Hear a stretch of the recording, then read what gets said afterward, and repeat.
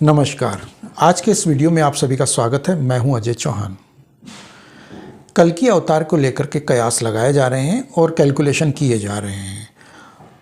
तो जहां एक और कल्कि अवतार को लेकर के कंफर्म हो चुके हैं लोग कि हाँ उनका अवतार हो चुका है, वहीं कुछ लोग ये भी कह रहे हैं कि अभी अवतार होना शेष है।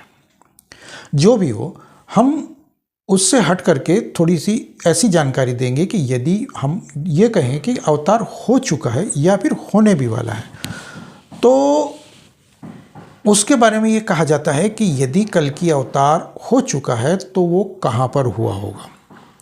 क्या वो शंभल नगरी में हुआ होगा जहाँ पर पहले हो चुका है, या फिर किसी अन्य स्थान पर। तो ऐसा क्या कारण रहा होगा कि अन्य स्थान पर हुआ होगा, और यदि शंभल नगरी में ही हुआ है, जैसा कि हमारे पुराणों में ज्ञात होता है कि पहले शंभल नगरी में हो चुका है, तो दोबारा से वहीं होगा, तो क्या ये कन्फर्म है।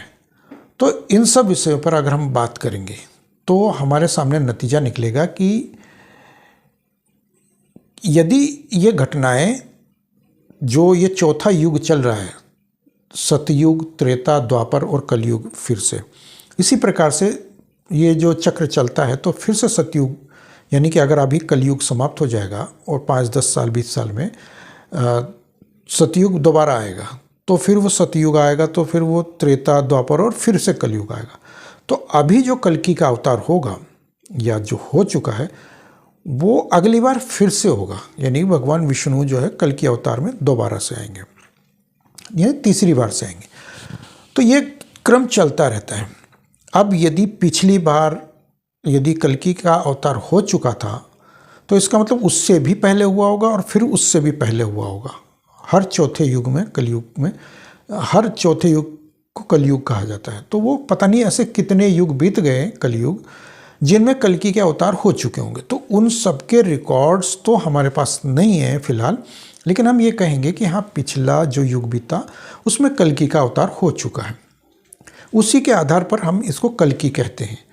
तो ये कल्कि नाम कैसे पढ़ा, किसने नाम दिया, और अब आगे क्या घटनाएं होने वाली है इसकी, कि कल्कि भगवान की लीलाएं क्या होने वाली है और कैसी होने वाली है, और कहाँ कहाँ किसके साथ क्या क्या घटनाएं होने वाली है, इनको हम जानेंगे।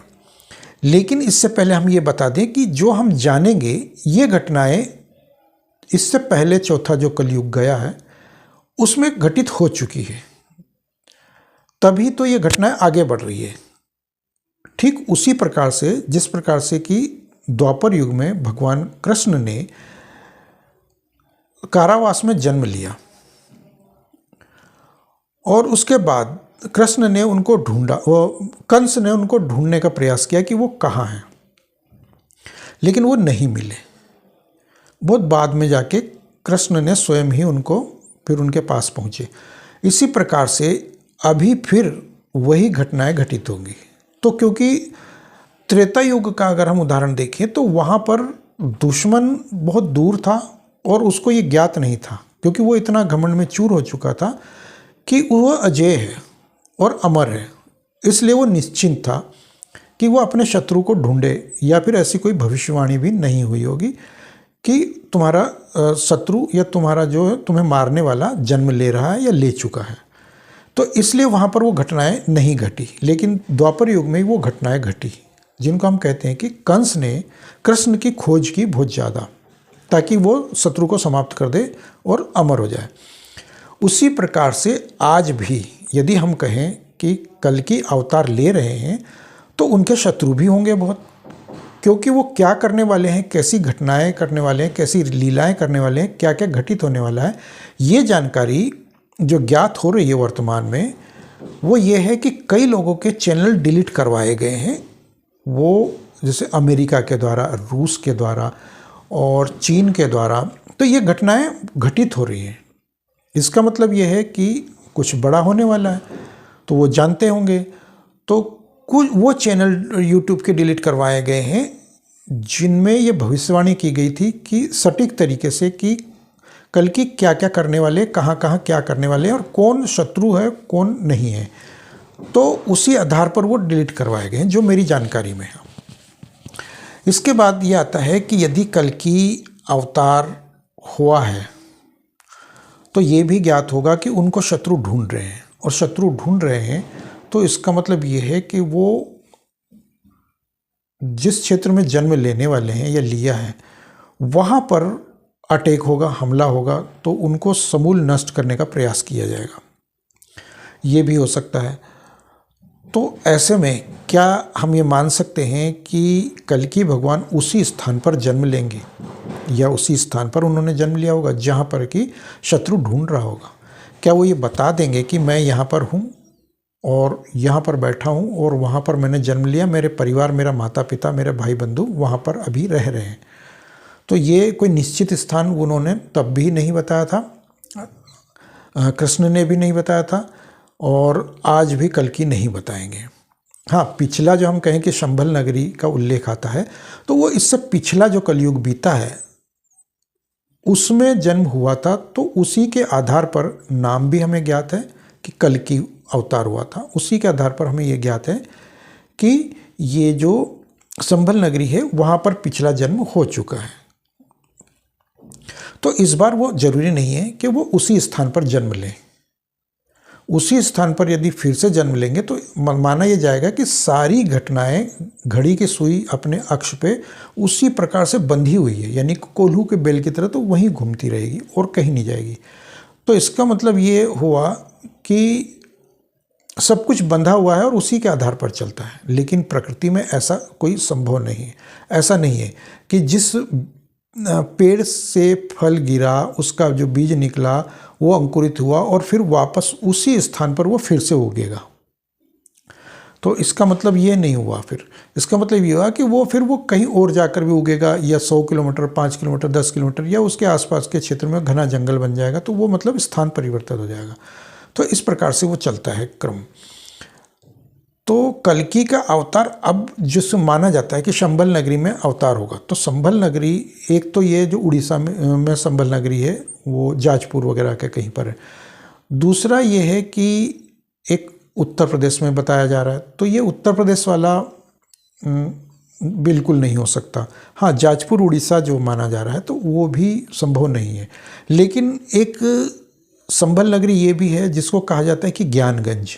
यूट्यूब पर अगर आप सर्च करेंगे ज्ञानगंज के रहस्य, तो ज्ञानगंज की अद्भुत चमत्कार, तो ये सब चीज़ें आप जब ढूंढेंगे तो उससे ज्ञात होगा कि वो हिमालय में उत्तराखंड के आसपास कहीं पर कोई ऐसा क्षेत्र है जहाँ पर वो काले बादल है और वहीं पर कहीं पर वो हमेशा एक अंधेरा छाया रहता है और वो गुप्त रहस्य है वहाँ पर, और साधु संत बैठे रहते हैं, तो वो ज्ञानगंज माना जाता है। लेकिन वास्तव में अगर आप पढ़ेंगे, देखेंगे, अनुमान लगाएंगे, जो मेरे पास कल्कि अवतार से जुड़े हुए या फिर ऋषि मुनियों से जुड़े हुए या चमत्कारों से जुड़े हुए जितने भी मेरे पास जो ग्रंथ हैं, जो पुस्तकें हैं, उनको अगर आप देखेंगे तो गुप्त भारत की खोज, तो इस तरह के, तो इनसे ये ज्ञात होता है कि ये जो संपूर्ण भारत भूगोल है, भौगोलिक स्थिति भारत की, भारत का क्षेत्रफल है अखंड भारत वाला, ये संपूर्ण क्षेत्रफल ही ज्ञानगंज है। और इसमें जहाँ पर जो भी ऋषि मुनि रहते हैं, आश्रम बना करके, कुटिया बना करके, नदियों के आसपास जहाँ भी रहते हैं, गुफाओं में, कंदराओं में, अगर हम पाकिस्तान के सिंध में चले जाएं, बलूचिस्तान तरफ चले जाएं, तो वहाँ पर भी आज भी वो प्राकृतिक गुफाएं हैं जहाँ पर ऋषि मुनि संभव है कि आज भी मिल जाए, क्योंकि वो अदृश्य तरीके से वहाँ पर हजारों वर्षों से तपस्या कर रहे हैं। आज एक एक ऋषि 1000 वर्ष से तपस्या कर रहे हैं, और बल्कि एक एक हज़ार नहीं बल्कि कई कई हजार वर्ष उनकी आयु है और वो तपस्या में लीन है वहाँ पर। तो वो अदृश्य तरीके से रह रहे हैं। और अभी हम कहें कि ये जो बंटवारा हो चुका है 47 में, तो उनको ज्ञात होगा, संभव है कि उनको ज्ञात हो, लेकिन उनको इससे कोई लेना देना नहीं। जो समय चक्र घूम रहा है और जो घटनाएं घटित हो रही हैं सांसारिक, ये जो हम देख रहे हैं कि बंटवारा हुआ तो ईरान इराक युद्ध हुआ, या पाकिस्तान भारत युद्ध हुआ, या चीन ने क्या किया क्या नहीं किया, तो ये सब घटनाएं उनके लिए कोई मायने नहीं रखती हैं।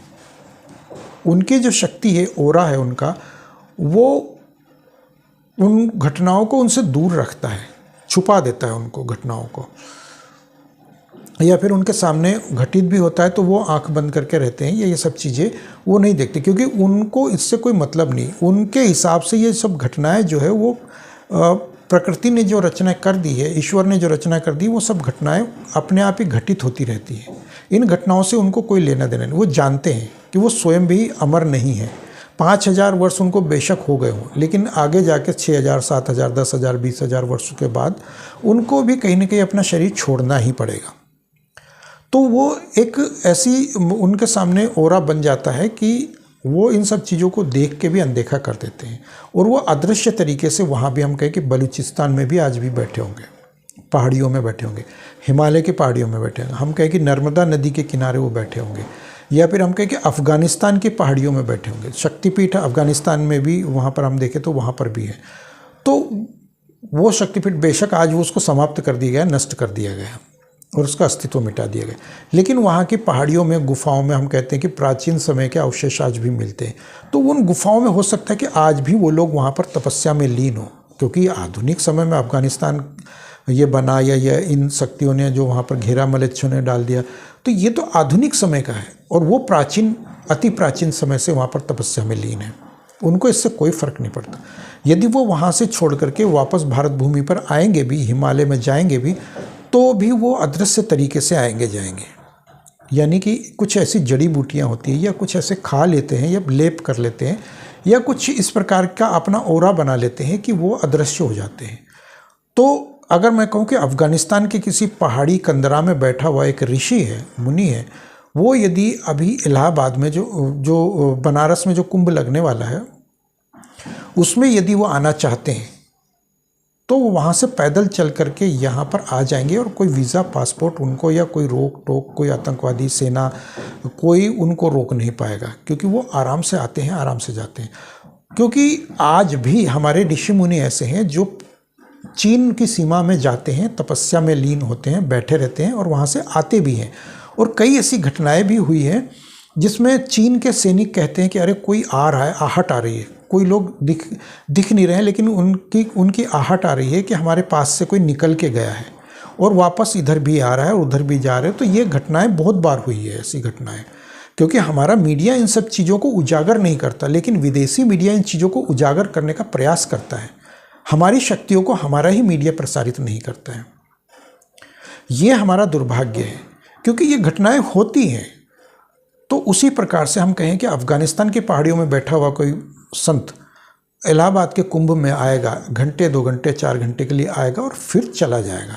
तो उसी प्रकार से हम कहें कि चीन की पहाड़ियों में बैठा हुआ एक संत भी आएगा, कुंभ में स्नान करेगा, बैठेगा, या वहाँ की अन्य शक्तियों से मिलेगा, और फिर कुछ ज्ञान लेगा, कुछ ज्ञान देगा, और फिर चला जाएगा। तो ये प्रक्रिया सतत चलती रहती है, और इसको कोई माने या ना माने, लेकिन ये 100% सच है, क्योंकि हमारे ग्रंथ ये स्पष्ट रूप से लिख चुके हैं, कहते हैं, और ये पुराणों में भी उल्लेखित है। ऐसा नहीं है कि आज की अखबारों की कटिंग को हम माने या विदेशी मीडिया की बात को माने। ये हमारे पुराणों में भी मिलता है कि ऋषि मुनि अदृश्य कैसे होते हैं, कैसे आते हैं, कैसे जाते हैं, तो किस प्रकार से वो क्या जड़ी बूटियों का किस प्रकार की जड़ी बूटियों को वो ग्रहण करते हैं, और किस प्रकार से वो लेप लगाते हैं, ये क्या करते हैं। तो उसका भी कभी मैं आप लोगों को कुछ उदाहरण देने का प्रयास करूँगा।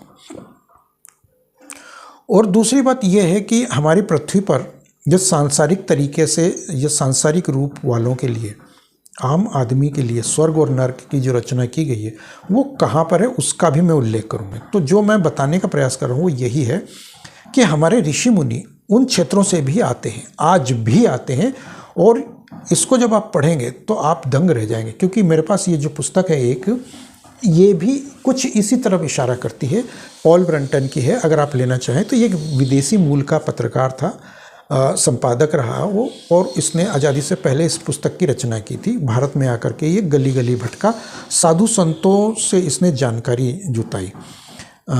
1898 में इसका जन्म हुआ था, पॉल ब्रंटन का 1898 में इसका जन्म हुआ था इंग्लैंड में, और 1935 से 1952 के बीच उसने करीब 13 किताबें लिखी, और उनमें से एक किताब ये भी है।